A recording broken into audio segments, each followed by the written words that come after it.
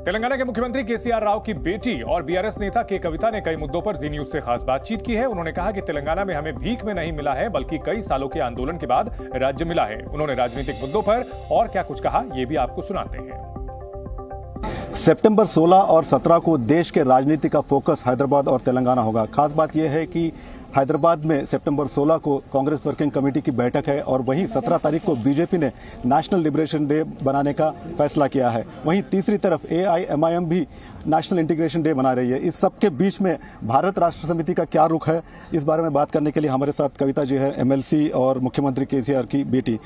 कांग्रेस की बात करते हैं, वो उनका CWC मीट यहाँ पर है और कांग्रेस सबसे ज्यादा फोकस कर रही है क्योंकि उनका कहना है कि उन्होंने तेलंगाना दिया है, तो और एंटी इनकम्बेंसी फैक्टर को भी वो लोग ज्यादा भून रहे हैं। तो क्या आपका जो मुकाबला है वो कांग्रेस के साथ सीधा है? देखिए, तेलंगाना उन्होंने दिया नहीं है, वो तेलंगाना देने के लिए कोई भीख नहीं है। तेलंगाना के लोगों ने धूम धड़ाके से आंदोलन किया, जिद्दोजहद किया। 60 साल लड़ने के बाद हमें तेलंगाना मिला है और हमने तेलंगाना छीन के लिया बराबर। ऐसा नहीं है कि किसी पार्टी ने दिया है, वो देन नहीं है देने के लिए। पहले तो वो बात है। दूसरी बात यह है कि चुनाव के इश्यू में या तो लीडरशिप के इश्यू में जब तेलंगाना बना, जिस तरीके के काम यहाँ पे हुआ, उनके पास कोई जवाब नहीं है बोलने के लिए कांग्रेस पार्टी के पास। तो इसलिए कुछ ना कुछ आरोप लगाते रहते हैं। जैसे राहुल गांधी जी हमेशा बोलते हैं पढ़ा लिखा स्क्रिप्ट शायद कोई लिख के देता है वो पढ़ते हैं।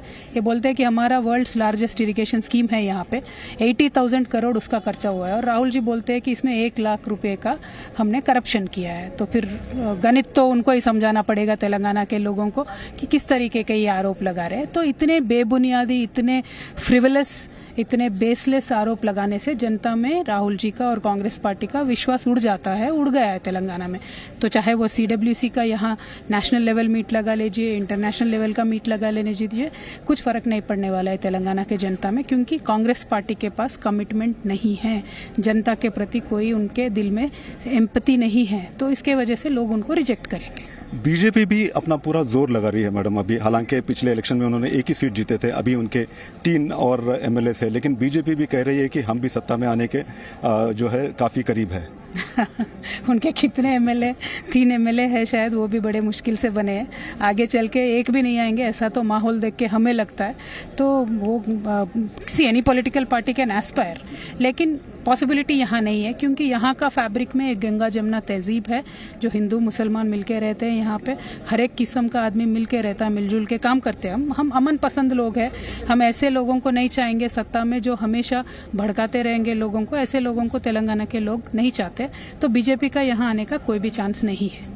मैडम, आप 33% रिजर्वेशन की बात उठा रही है, सभी लीडर्स को आपने खत लिखा है, लेकिन हमने देखा है कि जो BRS पार्टी ने अपना लिस्ट जारी किया उसमें तो 33% नहीं है। जी, बिल्कुल नहीं है। किसी भी पार्टी में 33% नहीं देते हैं महिलाओं को, इसीलिए लड़ रहे हैं।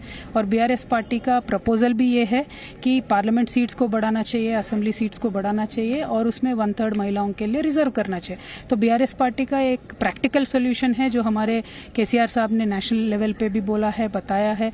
और हमारी कमिटमेंट है कि इसी तरीके से जो तेलंगाना महिला बिल है, वो जो राज्यसभा में पारित हुआ, अगर उसी को भी पेश करेंगे लोकसभा में तो भी हम सपोर्ट करेंगे। तो महिलाओं के जब भी मुद्दा आती है, BRS पार्टी सपोर्ट में खड़ी है, लेकिन दूसरे पार्टीज अपने स्टैंड बताए। CWC से मैं वही रिक्वेस्ट करती हूँ, राहुल जी से, सोनिया मैडम से मैं यही रिक्वेस्ट करूंगी।